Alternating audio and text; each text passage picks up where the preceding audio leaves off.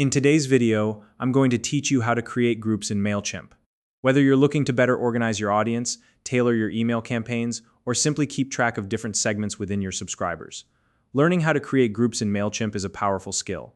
Mailchimp's group feature allows you to categorize your contacts in a way that makes your email marketing more efficient and personalized.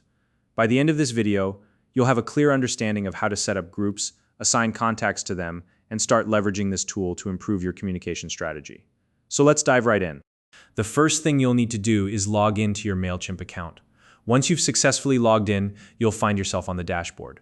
From here, locate the left-hand menu. This is where all the main navigation happens in Mailchimp.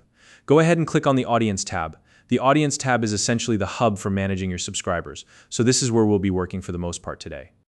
Next, you need to select the specific audience you want to organize into groups. If you have more than one audience set up, take a moment to carefully choose which one you're focusing on for this process.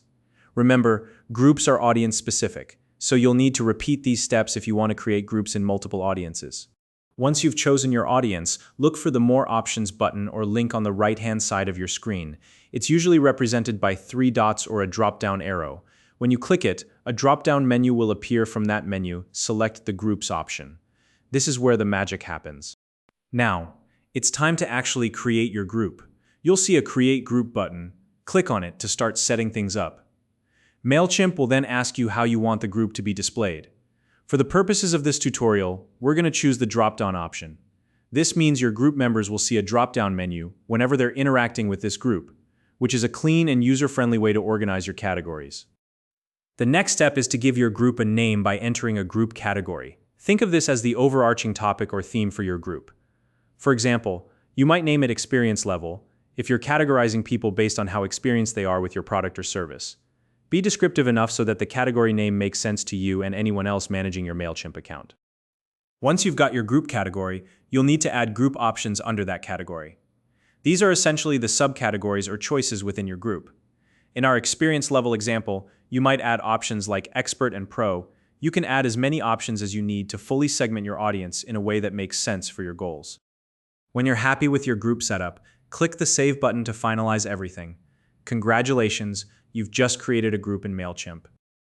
Now, it's time to assign some contacts to your new group. Head back to the Audience section. From here, you'll want to select the contacts you wish to include in your group. You can do this by checking the boxes next to their names.